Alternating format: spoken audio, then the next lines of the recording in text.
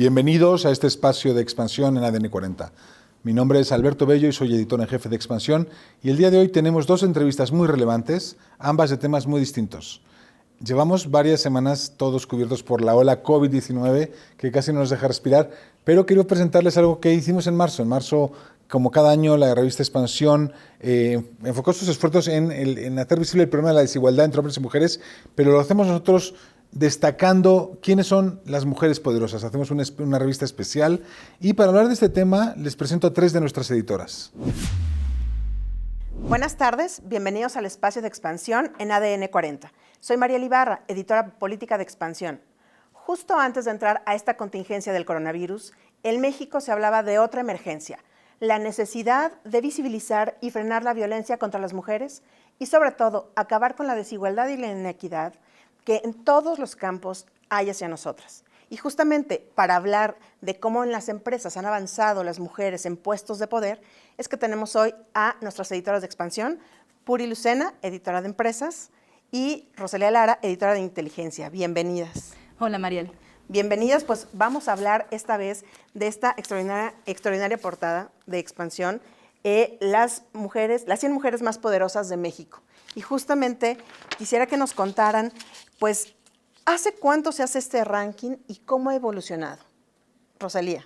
Fíjate, Mariel, que este ranking, o sea, sus inicios viene desde hace más de 20 años, 21 años, pero no se hacía con tanta metodología, porque al final de cuentas no contábamos en México con tantas mujeres dentro de rangos directivos tan altos.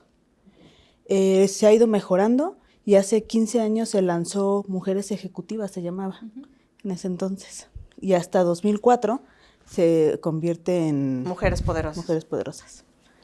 ¿Cómo ha sido la evolución? ¿En dónde están las mujeres poderosas en los negocios en México, Puri? Cuando yo empecé a hacer este ranking hace ya 4 o 5 años, 4 años, yo pensaba que casi todas iban a estar en la parte de recursos humanos, comunicación, y entonces hicimos el ejercicio justamente de ir como monitoreando en porcentajes dónde estaban cada una para ver justamente hacia dónde se orientaban, porque veíamos que crecían el número de mujeres en puestos de vicepresidencias o de un nivel más alto, pero queríamos saber bien dónde estaba cada una.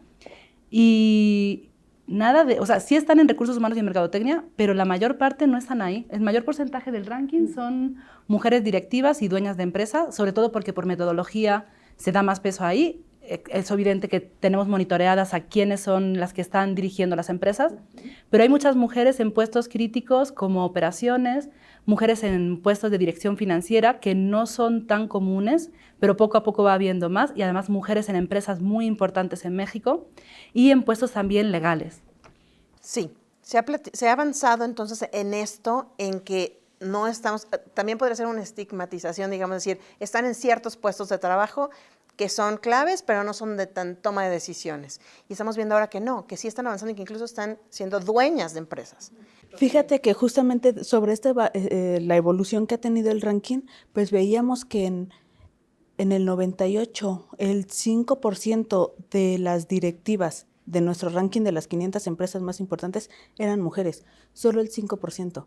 Hoy en el ranking el 44% de las mujeres dentro del ranking son o presidentas, dueñas de su empresa o CEOs.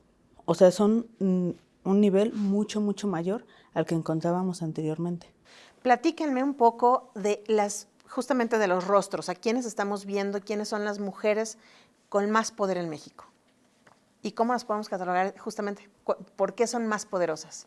Fíjate que este año también medimos mucho la parte de la influencia, porque el poder de las mujeres no viene nada más en el puesto en el que están, sino también como estos círculos que hacen, estas mentorías, la influencia que tienen dentro del mundo de los negocios y cómo también van empoderando a otro grupo de mujeres. Vemos aquí caras conocidísimas como Mónica Flores, por ejemplo, de Manpower, que no solo es súper top dentro de su empresa, sino que también hace muchas cosas como para justo hacer este empoderamiento. ¿Qué otra mujer poderosa, empoderada, influencer, digamos, en el medio de negocios tenemos? Bueno, en portada, como pueden ver, tenemos a Ninfa Salinas. Ella es la directora y presidenta de Grupo Dragón, de una energética. Tenemos a Melanie Devlin, que es la presidenta del consejo de Grupo Devlin, de esta cadena de ópticas. Es una empresa familiar que además son muy pocas las mujeres que llegan a ser las directoras de sus empresas familiares.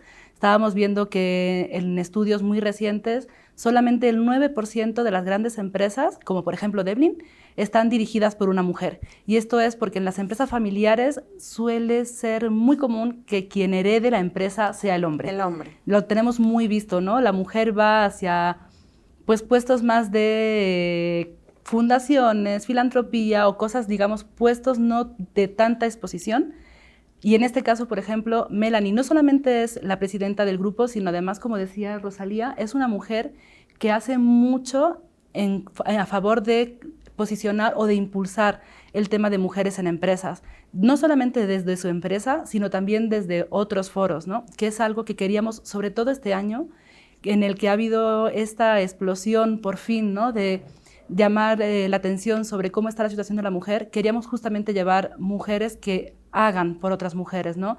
Que impulsen el networking, que impulsen las mentorías, que impulsen justamente que haya más mujeres en puestos directivos. ¿En qué sectores es donde estamos viendo más el desarrollo de mujeres? En general, en todos. Sí, ese es buenísimo, porque sí es en todos, o sea, ves desde en automotriz, energía, o sea, sectores que, digamos, tradicionalmente se veían muy como masculinos, digamos así. Claro. Hay ahorita muchísimas directoras que están en estos sectores, finanzas, tenemos de todo, o sea, realmente hay una buena proporción de mujeres en todos los sectores. Ya vamos alcanzando un poquito esa equidad. Sin embargo, sigue habiendo faltas, sigue habiendo rezagos para impulsar a la mujer. ¿Cuáles son, a pesar de que ellas ya están en esos puestos directivos, cuáles son las cosas que les dicen que falta en México y a lo mejor hasta incluso en sus propias empresas? Es un tema muy de empresas. Se habla mucho y el mensaje que se quiere lanzar también es, si quieres, puedes. La realidad es que además de querer, tienes que estar trabajando en una empresa que quiera, ¿no? Que tú también estés ahí. Porque si la empresa no tiene los mecanismos para que también crezcan las mujeres, es muy difícil, por mucho que tú quieras, que tú sigas subiendo. Incluso hablando con algunas de las entrevistas que tenemos destacadas en esta edición, algunas nos decían, yo me he dado cuenta que incluso a mí las preguntas que me hacen son diferentes, ¿no? O hablando con especialistas, en el caso de, no tanto en los perfiles, pero una de las especialistas también que entrevistamos para este especial que al final nos sale recogido, decía, en las entrevistas que hacen para ascender o para aumentar el salario, cuando hacen estas evaluaciones en las empresas, las preguntas que le hacen a las mujeres son mucho más sencillas, en general, que las que le hacen a los hombres. ¿Qué ocurre con esto? Cuando la mujer responde, no puede tener una respuesta tan profunda porque la pregunta es muy sencilla. Cuando al hombre le hacen una pregunta más compleja, puede elaborar una mejor argumentación. ¿Qué pasa? El hombre se ve mucho mejor y ese hombre es el que va a obtener el aumento. Desde ese tipo de cosas que parecen muy sencillas o muy pequeñas, están haciendo que justamente las mujeres no podamos subir.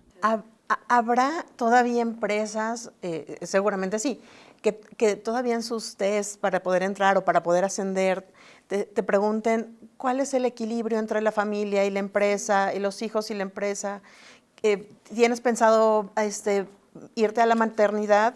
¿Les han comentado esto? Sí, incluso en el primer episodio del podcast que se acaba de lanzar, el de Mujeduría, está Blanca, que es nuestra directora general, habla con Mónica Flores y ella, que es una especialista en el área de recursos humanos, justo comenta esta parte, que todavía las empresas, muchas áreas de recursos humanos, todavía hacen mucho esto de dirigir mucho las preguntas hacia temas muy personales que no le harían a los hombres, que es un poco también lo que platica Puri. Y lo que también queremos mostrar es que a pesar de que de tu vida personal, eso no interfiere para nada en tu trabajo. Hay una de las historias que también traemos destacadas en el especial, que a ella dice, a mí me contrataron con 8 meses de embarazo y me esperaron. Pero claro, la empresa vio el valor que yo tenía y dijo, ok, te esperamos, no importa que estés embarazada, estoy a punto de dar a luz, no importa, te esperamos. Te vamos a estar monitoreando nada más, te vamos a estar llamando para que nos vayas contando. En cuanto que pase tu periodo de licencia de maternidad, te queremos aquí. O sea, sí hay casos de empresas que no se están fijando tanto en esto, pero desgraciadamente siguen siendo muy pocas y siguen siendo sobre todo grandes internacionales. Todavía en las empresas mexicanas es más, salvo las grandes, muy grandes, que todos tenemos en mente, es muy raro que este tipo de cosas ocurra.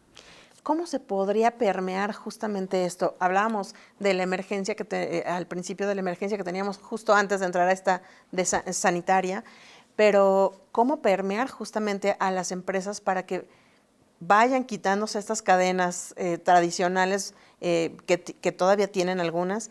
Y tú comentabas una que es importante.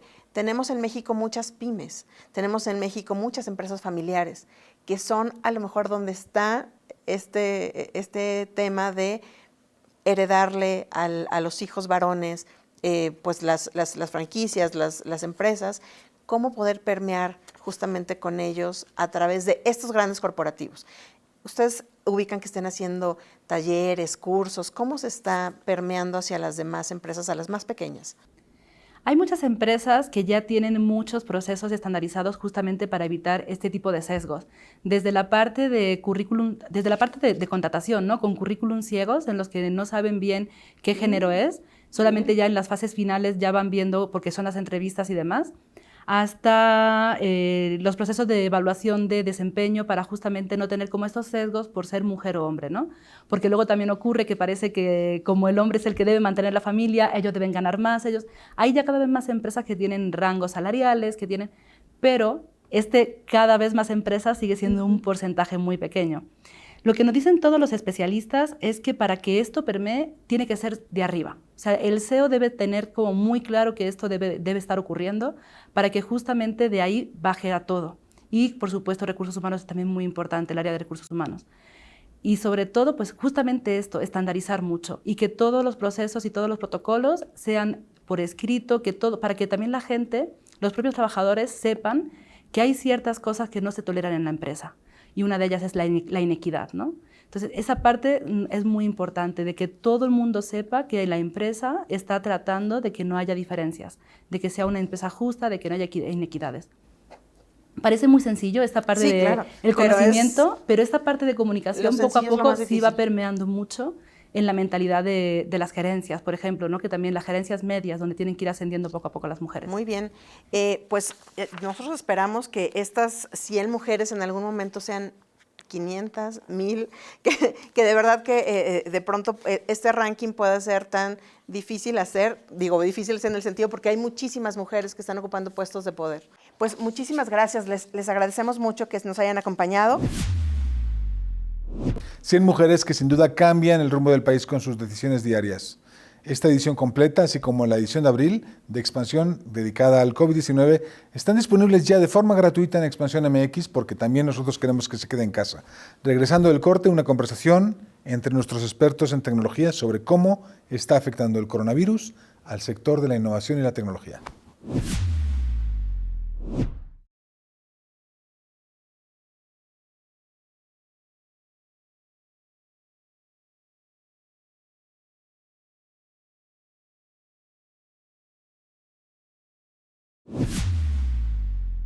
Qué bueno que siguen con nosotros en este espacio de expansión en ADN 40. Ahora les presento una conversación muy interesante entre nuestros especialistas en tecnología porque están hablándonos de cómo el COVID-19 puede afectar esta pandemia a la industria de la tecnología y por qué el coronavirus tiene especiales consecuencias en la industria de los teléfonos móviles, un gadget que usamos todos los días. Hola, ¿qué tal? Bienvenidos una vez más aquí al espacio de expansión en ADN 40. Mi nombre es Carlos Fernández de Lara, Head Digital Editorial de Grupo Expansión. Y la gran realidad es que en Expansión, como siempre, y seguramente si nos siguen en esta transmisión, se darán cuenta que lo que buscamos es dar un análisis constante al mundo de los negocios y lo que lo rodea eventualmente para entender cuál va a ser el impacto posible en las diferentes industrias o sectores en los que nos desenvolvemos o que eventualmente como usuarios utilizamos sus servicios o sus productos.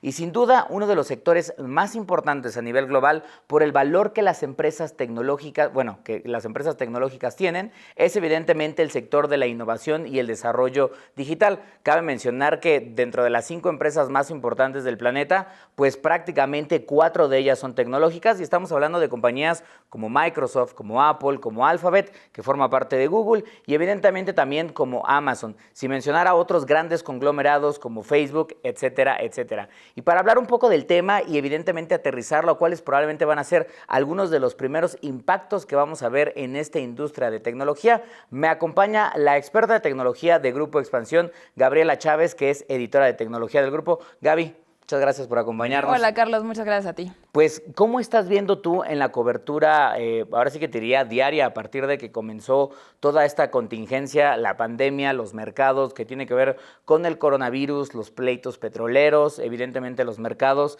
apanicados, evidentemente por lo que se está viendo hacia las próximas semanas? ¿Cómo has sentido tú en esta situación al sector tecnológico que has escuchado y en dónde estás viendo probablemente los primeros impactos? Pues sin duda, gracias a esta pandemia, recién declarada pandemia, creo que ninguna industria se salva, pero la industria de la tecnología tiene una particularidad, y es que como el virus salió de Wuhan en China, y la mayoría de las tecnológicas fabrican, ensamblan y producen todo lo que usamos de gadgets normalmente en nuestro día a día en China, no todos, evidentemente, pero sí, yo creo que podría decir un 95%, 90-95%, pues a esta industria le pega muchísimo, y sobre todo a la parte de smartphones. En el equipo de tecnología hemos estado siguiendo con analistas, algunas consultoras, un poco dónde va a pegar específicamente, y el mercado de móviles es específicamente donde se ve el primer impacto a corto plazo. Claro. Algunos analistas de IDC nos comentaban que en el primer trimestre se ve una expectativa de decrecimiento en venta de móviles entre el 5 y el 10%, y si esto se agudiza, pasando mayo, las caídas pueden ir en ventas hasta 20%. 20%. En un mercado que, si bien no estaba contraído, Gaby, ya estaba teniendo crecimientos de cierta manera de dígito sencillo. O sea, porque al final del día lo que le estaba pasando al mundo de los smartphones es que durante los últimos 10 años hubo varios años en donde teníamos crecimientos de doble dígito, 20, 30%, porque lo que estaba haciendo la humanidad era adoptar la tecnología a medida que bajaba de precio, y hoy evidentemente veníamos en los últimos 3, 4 años con crecimientos tal vez del 5, 7%, y había del 1%, incluso nos tocó creo que hace más o menos 3 años, y había una ligera recuperación, al menos pronosticada para este año, que parece ser que se viene para abajo. Totalmente, digamos que la industria de los móviles, de los smartphones en específico, como bien decías, el mundo los estaba adoptando, y tal vez en los últimos 2 años llegamos a esta meseta. Entonces sí se innova, hay nuevos smartphones y la gente los compra sin importar lo que cuesten, pero ya las ventas no crecen de manera exponencial como había pasado en los últimos, tal vez en la última década o en años anteriores. En México en especial, en los últimos 2 años se creció 1% y se esperaba para este año un 1.6 más o menos, pero ahora no, o sea, se espera que estemos en menos, en un decrecimiento más bien, aunque hay que ver, dicen los analistas, hay que ver qué pasa tal vez hasta mayo o un poquito más para ajustar realmente las cifras, porque todo está muy volátil. Claro. Oye, Gaby, y con los expertos que han logrado platicar en el equipo de tecnología de expansión, ¿qué es lo que te dicen? ¿Tiene que ver probablemente por una escasez de la posibilidad de manufacturar estos equipos, dado que evidentemente, como mencionabas al principio, muchas plantas de producción en China cerraron? ¿O tiene que ver con que empresas toman decisiones de, ¿sabes qué?, aplazar o retrasar los lanzamientos de sus nuevos modelos? ¿O incluso tiene que ver con el tema de la economía puede entrar, o seguramente entrará, como ya lo está haciendo, en un proceso de recesión importante, y eso significa que probablemente la gente, ante cualquier crisis económica, tiende a gastar menos? Entonces, aquel que pensaba tal vez renovar su teléfono inteligente no lo hará porque dice, ¿sabes qué?, creo que no es el momento indicado de gastar. Si bien yo creo que es una combinación de todos, ¿hay algún factor que los analistas te dicen tiene un poco más que ver con esto?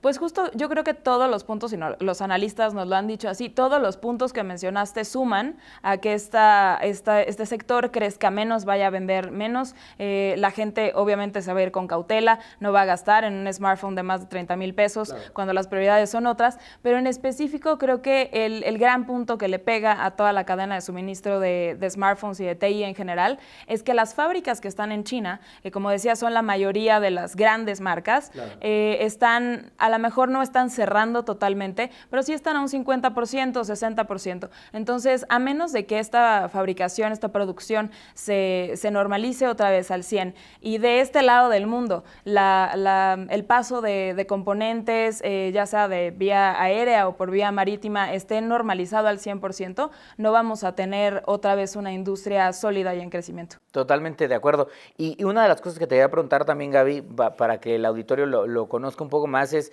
pudiéramos pensar de primera entrada que, ok, pues se van a vender menos teléfonos inteligentes en el mundo, no pasa nada, porque al final de cuentas para muchos este dispositivo es una herramienta de trabajo y de comunicación, pero algunos todavía lo ven como un commodity, es decir, me puedo quedar un año más. Sin embargo, creo que la falta o la desaceleración del sector también impacta en otras situaciones como empleos, no solo incluso en China, ¿no?, quienes son los que fabrican evidentemente los componentes, incluso empleos de este lado que tienen que ver con la parte de la venta del equipo, y además de que también, no sé cómo lo vean con los analistas, pudiera ser el inicio del retraso de la llegada de olas tecnológicas que hemos platicado en otros programas, como el famoso 5G.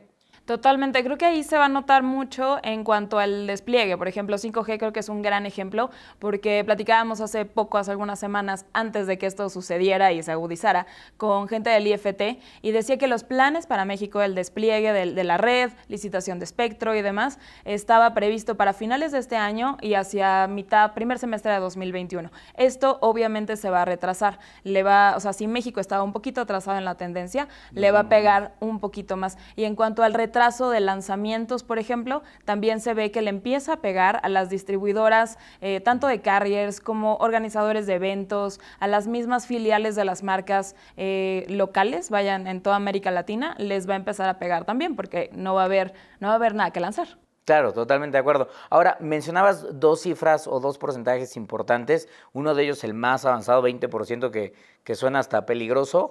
¿Está 100% limitado o cerrado a el término, al tema como de la duración de esta contingencia, de esta pandemia que estamos viviendo? Es decir, los analistas dicen, ¿saben qué? Si se prolonga, esto es lo que va a pasar, o realmente, inclusive aunque no se prolongue, dado que el mercado se desaceleró tanto, puede ser que no haya manera de evitar un porcentaje tan fuerte en esa caída. Creo que hay que ser como muy cuidadosos en los escenarios, pero justo aunque sea el escenario más conservador, es uno de contracción. Es una contracción de entre el 5 y 10%, pero están esperando que el mercado no crezca. Esto sí se agudiza más allá de mayo y hay que ver también qué pasa con el dólar, qué pasa con los precios del petróleo y otros factores económicos internacionales que pudiera llegar hasta una caída de 20%, pero una de las cosas que sí me decían los analistas es que de entrada hay que partir del hecho de que la industria de venta de móviles este año no va a crecer. Claro. Oye, ¿y has escuchado de algunas otras compañías tecnológicas que ya estén marcando cierta preocupación ante esta situación? Es decir, un tema de, oye, quizás no lo decían tan abiertamente, ustedes siguen muy de cerca los reportes financieros de varias de estas empresas, pero ¿cómo ves en general? Incluso ahí podría empezar a abrir un poco la pata de tal vez no solo las tecnológicas, sino en general no solo las tecnológicas de smartphones, sino las tecnológicas en generales, ¿cómo están percibiendo esta situación? En cuanto al resto del sector, más allá de móviles, que es donde se está viendo este retraso de lanzamientos y menores ventas, pero creo que la parte de tecnología, de software, de servicios y de ventas online tiene el otro lado de la moneda. Tiene una buena perspectiva en cuanto a ventas, porque la gente como no está pudiendo salir, no está pudiendo hacer su vida normal en las calles, están registrándose picos de ventas bastante interesantes para empresas como Mercado Libre, como Amazon, incluso el mismo Linio, las empresas y las apps, plataformas destinadas a entregarte cosas en la puerta de tu casa solo con tu smartphone. Ese lado de la tecnología sí está registrando una buena oportunidad. Claro, justamente yo leía y eso te lo comentaba porque la verdad es que parece ser bien interesante, pero para que el auditorio se dé nada más cuenta una idea, en los días más difíciles de los mercados financieros donde las caídas repuntaron bien fuerte, empresarios como Jeff Bezos en un par de días perdió $5,600 millones, que es más o menos una caída del 5% de sus acciones, que pareciera ser no mucho, pero bueno, $5,600 millones es una cantidad impresionante de dinero. Gente como Mark Zuckerberg, el creador y fundador de la red social de Facebook, perdió $4,200 millones. Y empresarios como Larry Page, que obviamente junto con Sergey Brin fundaron lo que hoy es Google, ahora Alphabet, perdieron cerca de $3,300 millones.